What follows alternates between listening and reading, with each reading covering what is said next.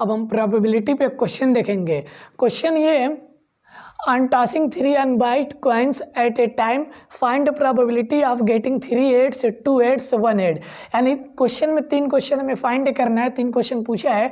Question ये कह रहा है कि 3 कॉइन्स को हम एक साथ उछाल लें, 3 कॉइन को, तो उसमें 3 हेड आने की क्या प्रोबेबिलिटी होगी, 2 हेड आने की क्या प्रोबेबिलिटी होगी एंड 1 हेड आने की क्या प्रोबेबिलिटी होगी। तो जब भी प्रोबेबिलिटी का क्वेश्चन आए तो सबसे इजी मेथड ये कि हमें उस क्वेश्चन का जो टोटल पॉसिबल आउटकम्स है उसका सेट बना लेना चाहिए, मीन से सिंपल स्पेस बना लेना चाहिए। तो इसका हम सिंपल स्पेस बना रहे हैं, तो इसका सिंपल स्पेस टोटल 8 टाइप्स का बन रहा है। यहाँ पे 8 एलिमेंट इसमें आ रहे हैं। जैसे कह रहे हैं कि 3 कॉइन को हम टॉस कर रहे हैं, तो हो सकता है कि तीनों में हेड आ जाए, या हो सकता है कि जो हमारी लास्ट वाली कॉइन है उसमें टेल आ जाए, या बीच वाले में टेल आ जाए, दोनों में हेड, या हो सकता है फर्स्ट कॉइन में टेल आ जाए, बाकी दोनों में हेड आ जाए जो लास्ट की 2 है।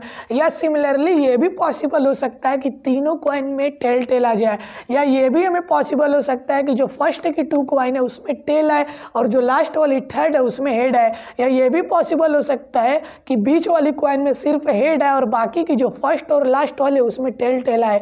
या ये भी पॉसिबल हो सकता है कि फर्स्ट वाली में हेड है या लास्ट वाले में दोनों में टी है। तो ये 3 कॉइन्स को हम एक साथ जब टॉस कर रहे हैं तो ये हमारा सिंपल स्पेस बनता है।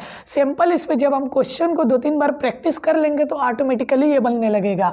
3 कॉइन्स को हम एक साथ टॉस करें या एक ही कॉइन्स को 3 टाइम्स टॉस करें तो उनका सिंपल स्पेस सेम ही आएगा। अगर हम एक ही कॉइन को 3 टाइम्स टॉस करेंगे तब भी सिंपल स्पेस यही बनेगा। अब इस हमें फाइंड क्या करना है, सबसे पहले हम फर्स्ट क्वेश्चन देख रहे हैं 3 8s की हमको प्रोबेबिलिटी फाइंड करना है। तो जो इवेंट हमें फाइंड करनी रहती है वो एलिमेंट इसी में कहीं ना कहीं मिलता है। अब जैसे फर्स्ट 3 हेड है तो ई इज इक्वल टू हम 3 हेड है, बस एक ही कंडीशन में हमारा 3 हेड आ रहा है कि तीनों में हेड है तो हम लिख लेंगे। अब पी का फार्मूला होता है number of favourable outcomes divided by number of possible outcomes. तो number of favourable outcomes only 1 ही है यहाँ पे अलग से भी हम बना लिए तो 1 और अपन टोटल आउटकम्स है 8 है, 1 2 3 4 5 6 7 8, तो 1/8 ये हमारा आंसर आ गया। सेकंड क्वेश्चन है 2 8s, यानी कि 2 8s की हमें प्रोबेबिलिटी फाइंड करनी है। अब 2 8s हमें कहाँ मिलेगा, इसी सिंपल स्पेस में मिल जाएगा। एक यहाँ पे, एक यहाँ पे, एक यहाँ पे, यही 3 जगह हमारा मिल रहा है और कहीं तो मिल नहीं रहा है, तो इसका आंसर ऑटोमेटिकली 3/8 हो जाएगा। अब इसको हम अलग से इवेंट बना सकते हैं। 2 हेड यहाँ पे भी मिलेगा, हो सकता है फर्स्ट 2 कॉइन से में हेड मिले और लास्ट वाले में टेल मिले, या बीच वाली कॉइन में टेल मिले बाकी जो 2 है उसमें हमारा हेड मिले, या फर्स्ट वाले में टेल मिले बाकी 2 में हेड मिले। यही हमारा इवेंट का सेट बनेगा जो 2 हेड्स आने का है।